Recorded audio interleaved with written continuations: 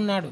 ఇక క్రైస్తవ కుటుంబ జోలికి వెళితే ప్రతి కుటుంబంలో కూడా చెప్పలేనన్ని బాధలు, భరించలేనన్ని బాధలు, క్రైస్తవ కుటుంబం మీద జరుగుతున్నన్ని దాడులు ఇదేనా మరి ఏ కుటుంబం మీద కూడా జరగట్లేదు. ఇంట్లో వారి ద్వారా, బయటి వారి ద్వారా, ఇంట్లో ఉన్న వారి ద్వారానే అనేక రకాలైన దాడులు. అందుకనే ఈ చిన్నది ఎవరికి పోలికగా ఉన్నదంటే సంఘానికి, క్రైస్తవ కుటుంబానికి, క్రైస్తవ జీవితానికి పోలికగా ఉన్నది. అలాగైతే ఈ చావటానికి సిద్ధంగా ఉన్నటువంటి ఈ వ్యక్తిగత కుటుంబ ఆత్మీయ జీవితము బాగుపడినట్లు, తిరిగి దేవుని ద్వారా ఆహారం పుచ్చుకొని బలపడినట్లు, అక్కడున్నటువంటి దుఃఖము, మరణము, బాగాలేని స్థితి జీవములోనికి మార్చబడినట్లు రావాలి అంటే యాయీరు వంటి ప్రార్థనాపరుడు అవసరమై ఉన్నది. యాయీరు వలె ఎవరైతే వ్యక్తిగత కుటుంబ సంఘ జీవితంలో ప్రార్థన చేసేవారిగా ఉంటారో దేవుడు వారి ప్రార్థనను ఆలకించి ఆ బాగాలేని స్థితిని దేవుడు ఏం చేస్తాడంటే బాగు చేస్తాడు.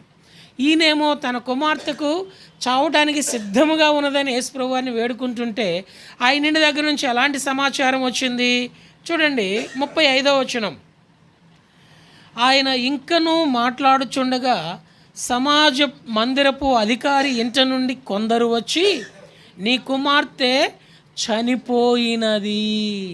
ఎలాంటి సమాచారం అందిందో చూడండి. నీ కుమార్తె ఏమైంది? ఇది నన్ను కూడా మన చుట్టూ చేరి వచ్చేవారు కూడా మనల్ని ఏమంటూ ఉంటున్నారంటే ఇక నీ పని అయిపోయింది, ఇక నువ్వు పాస్ అవ్వలేవు, ఇక నీకు ఉద్యోగం రాదు, ఇక నీకు పెళ్ళి కాదు, ఇక నీ కుటుంబం చక్కబడదు, ఇక నీ భార్య మారదు, ఇక నీ భర్త మారడు, ఇక నీ పిల్లలు మారరు, మీ పని అయిపోయింది అనేటువంటి సమాచారం చేరవేసేవారు ఎక్కువ అవుతూ ఉన్నారు.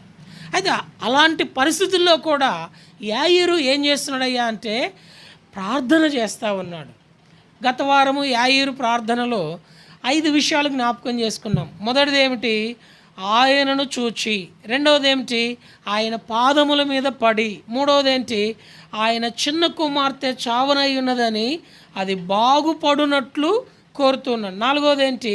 దాని మీద నీ చేతులు ఉంచమంటున్నాడు. ఐదవది మిగులు బ్రతిములాడు కొనుచున్నాడు. నిన్నటిదిన గత వారం మనము 2 విషయాలు చూసాం. ఈరోజు మిగిలిన 3 విషయాలు జ్ఞాపకం చేసుకుంటాం.